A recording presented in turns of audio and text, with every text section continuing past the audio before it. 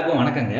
இந்த வீடியோவில் நம்ம பார்க்கக்கூடிய டாபிக் என்ன அப்படின்னா யோகி அவயோகி கணக்கிடும் முறை. இதுக்கு முந்தின வீடியோவில் யோகி அவயோகி ஒவ்வொரு நாமயோகத்துக்கும் நான் போட்டிருந்தேன்.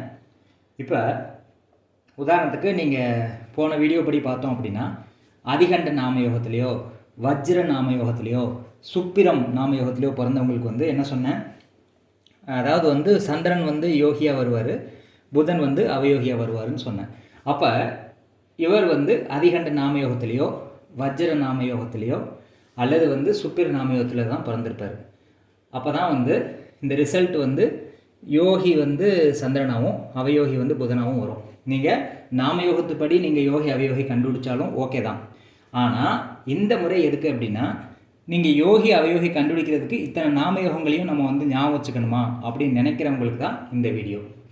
அத்தனை நாமயோகத்தையும் என்னால் ஞாபகம் வச்சுக்க முடியாது, எது யோகி எது அவயோகின்னு சொல்லி என்னால் அவ்வளோ இதை ஞாபகம் வச்சுக்க முடியாதுன்னு நினைக்கிறவங்களுக்கு தான் எப்படி யோகி அவயோகியை கணக்கிடும் முறை எப்படி அப்படிங்கிறது தான் பார்க்க போகிறோம். இப்போ உதாரணத்துக்கு சூரியன் சந்திரனை வச்சு தான் நம்ம யோகி அவயோகியை கண்டுபிடிக்க முடியும். இப்போ ஃபஸ்ட்டு நமக்கு என்ன தேவை அப்படின்னா, சூரியன் எந்த டிகிரியில் இருக்குது அப்படின்னு பார்க்கணும், எந்த ராசியில் இருக்குதுன்னு பார்க்கணும். சந்திரன் எந்த டிகிரியில் இருக்குது, எந்த ராசியில் இருக்குதுன்னு பார்க்கணும். இந்த விஷயத்தில் லக்னம் பார்க்க தேவையில்லை. ஃபஸ்ட்டு சூரியன் எங்கே இருக்குது, எத்தனாவது டிகிரியில் இருக்குது, எந்த ராசியில் இருக்குது, சந்திரன் எந்த ராசியில் இருக்குது, எத்தனாவது டிகிரியில் இருக்குது, இது தெரிஞ்சால் போதும். லக்னத்தை நீங்கள் பார்க்க தேவையில்லை. காலப்புருஷ தத்துவப்படி சூரியன் சந்திரன் எந்த ராசியில் எத்தனாவது டிகிரியில் இருக்குதுன்னு பார்த்தா போதும். ஓகே, இப்போ இந்த உதாரண ஜாதகத்தில் சூரியன் மகர ராசியில் 22 டிகிரியில் இருக்குது, சந்திரன் சிம்ம ராசியில் 25 டிகிரி இருக்குது. இப்போ இதை வச்சு தான் நம்ம யோகி அவயோகி கண்டுபிடிக்க போகிறோம். எப்படி கண்டுபிடிக்கிறது அப்படின்னா, ஒரு ராசி கட்டத்தில் மொத்தம் 30 டிகிரி இருக்குது. அப்போ 0 டிகிரிங்கிறது மேசராசியில் ஸ்டார்ட் ஆகி மேசராசி எண்டில் 30 டிகிரி வரும். ரிஷபராசி எண்டிங் பாயிண்ட் 60 டிகிரி வரும். இப்படியே டோட்டலாக 360 டிகிரி வரும். இது உங்களுக்கு கண்டிப்பாக தெரிஞ்சிருக்கணும், பேசிக்ஸ்.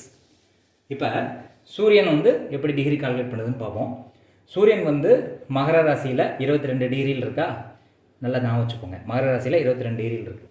இப்போ மகர ராசிங்கிறது தனுசு ராசி 270 டிகிரியில் முடியுது. மகர ராசி 270 டிகிரியிலேருந்து தான் ஸ்டார்ட் ஆகுது. அப்போ நம்ம என்ன பண்ணணும் அப்படின்னா, 270 டிகிரி ப்ளஸ் இந்த 22 36 கூட்டணும் அப்படின்னா 292 டிகிரி வருது. 292 டிகிரி 36 மினிட்ஸ் வருது. இப்போ சந்திரன் எங்கே இருக்குது அப்படின்னா சிம்ம ராசியில் இருக்குது, 25 டிகிரியில் இருக்குது. 25 டிகிரியில் சிம்ம ராசியில் இருக்குது. அப்போ சிம்மராசி எங்கே ஆரம்பிக்குது அப்படின்னா 120 டிகிரியில் தான் சிம்மராசி ஆரம்பிக்குது. அப்போ 120 டிகிரி ப்ளஸ் 25 டிகிரி கூட்டணும். அப்போ 145 டிகிரி வருது. அப்போ சூரியன் டோட்டல் டிகிரி நம்ம கண்டுபிடிச்சாச்சு. அதாவது சூரியன் 22 டிகிரியில் இருக்குது. இது மகர ராசியில் இருக்கிறதுனால மகர ராசி 270 டிகிரியில் ஸ்டார்ட் ஆகிறதுனால 270 ப்ளஸ் 22 கூட்டுறோம். சந்திரன் சிம்ம ராசியில் இருக்குது 25 டிகிரியில். இப்போ சிம்ம ராசி 120 டிகிரியில் ஸ்டார்ட் ஆகிறதுனால 120 ப்ளஸ் 25 டிகிரி கூட்டுறோம். அப்போ சூரியனுடைய டோட்டல் டிகிரி தெரிஞ்சிருச்சு, சந்திரனுடைய டோட்டல் டிகிரி தெரிஞ்சிருச்சு. இது நம்பர் 1, இது புரிஞ்சுக்கணும். அடுத்து இந்த 2 சூரியனோட டிகிரியும் சந்திரனோட டிகிரியும் 93 டிகிரி ப்ளஸ் 20 மினிட்ஸோட கூட்டணும். 93.20ஓட கூட்டணும். ஏன் 93.20ஓட கூட்டணும் அப்படின்னா, அதாவது ஃபஸ்ட்டு நாமயோகம் எங்கே ஸ்டார்ட் ஆகுது அப்படின்னா பூச நட்சத்திரத்தில் தான் முதல் நாமயோகம் ஸ்டார்ட் ஆகுது. அதனால் பூச நட்சத்திரம் அப்படிங்கிறது இங்கே இருக்குதா, கடகராசியில் தான் பூச நட்சத்திரம் இருக்குது. அது புனர்பூச 4ஆம் பாதத்துக்கு அப்புறம் வருது. இப்போ புனர்பூச 4ஆம் பாதங்கிறது தான் முதல் நட்சத்திரம், புனர்பூசத்துக்கு அப்புறம் தான் பூசம் வருது. அப்போ கடகராசி 90 டிகிரியில் ஆரம்பிக்குது. 90 டிகிரியில் ஒரு நட்சத்திர பாதம் 3.20 டிகிரி. அப்போ அதை தாண்டி தான் இது உங்களுக்கு வருது. அதாவது 90 டிகிரியில் தாங்க இந்த கடகராசி ஸ்டார்ட் ஆகுது. அதை நீங்கள் நம்பர் 1 புரிஞ்சுக்கோங்க. இதில் பூச நட்சத்திரம் அப்படிங்கிறது ஒரு புனர்பூச 4ஆம் பாதத்தை கடந்து தான் பூச நட்சத்திரம் இருக்குது. புனர்பூச 4ஆம் பாதங்கிற ஒரு நட்சத்திர பாதத்துக்கு டிகிரி 3.20 டிகிரி. அப்போ 90 ப்ளஸ் 3.20 டிகிரி அது முடிஞ்சதுக்கப்புறம் தான் இந்த ஃபஸ்ட்டு நாமயோகமே ஸ்டார்ட் ஆகுது. அதனால தான் 93.20 கூட்ட சொல்கிறோம். ஃபஸ்ட்டு சூரியனோட டிகிரி சந்திரனோட டிகிரி ப்ளஸ் 93.20 கூட்டணும். 93.20 ஏன் அப்படின்னா பூச நட்சத்திரங்கிறது 93.20 தான் ஸ்டார்ட் ஆகுது. 93.20 அதோட முடியுது. 0லேருந்து 30, 30க்கு அப்புறம் 60, 60லேருந்து 90, 90க்கு அப்புறம் புனர்பூசம் 4ஆம் பாதம் இங்கே இருக்குது. அப்போ அந்த 3.20 டிகிரி வந்து 90ஓட கூட்டிக்கோங்க. இப்போ 93.20 தான் முதல் நாமயோகம் வந்து ஸ்டார்ட் ஆகுது.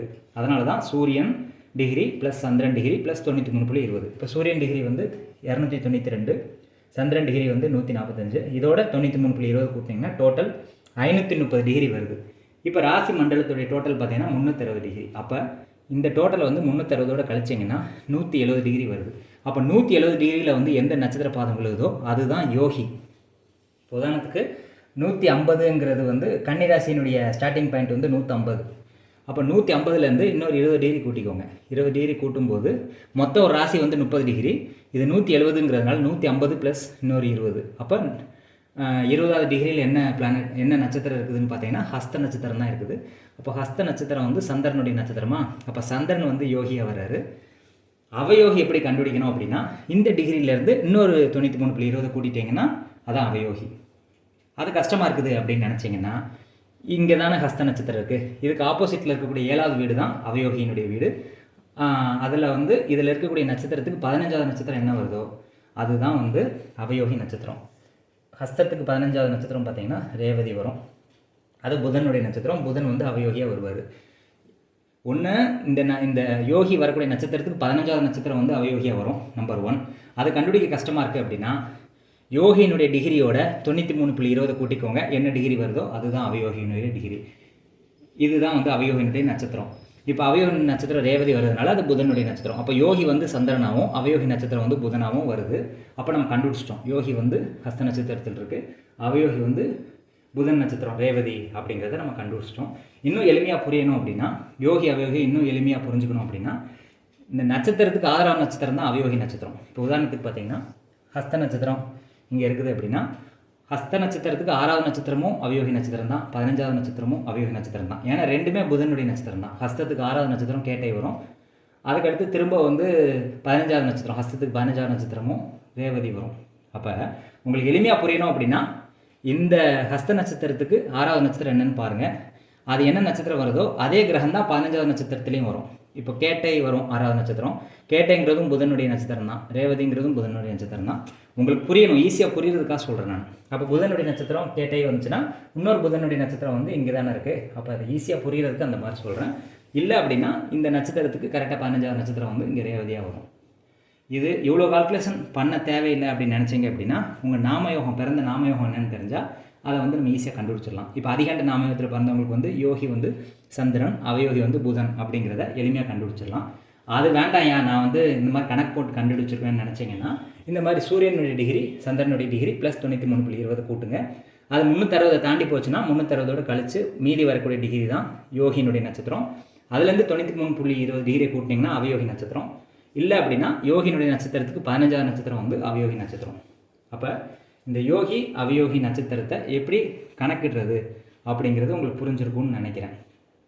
இப்போ அவயோகியும் யோகியும் என்ன மாதிரி பலன்கள் கொடுப்பாங்கங்கிறத அடுத்த வீடியோவில் பார்ப்போம். இந்த வீடியோ பதிவு வந்து கண்டிப்பாக உங்களுக்கு பயனுள்ளதாக இருக்கும்னு நான் நம்புகிறேன். இந்த மாதிரி சுவாரஸ்யமான தகவல்கள் நிறைய வேணும் அப்படின்னா என்னோடய சேனலை வந்து சப்ஸ்கிரைப் பண்ணுங்கள். உங்களுக்கு ஜாதகம் பார்க்கணும்னு விருப்பம் இருந்துச்சு அப்படின்னா டிஸ்கிரிப்ஷனில் என்னுடைய வாட்ஸ்அப் நம்பர் கொடுத்துருக்கேன். வாட்ஸ்அப் மூலிமா தொடர்பு கொண்டு அப்பாயின்மெண்ட் ஃபிக்ஸ் பண்ணிட்டு ஜாதகம் பார்க்கலாம். நன்றி, வணக்கம்.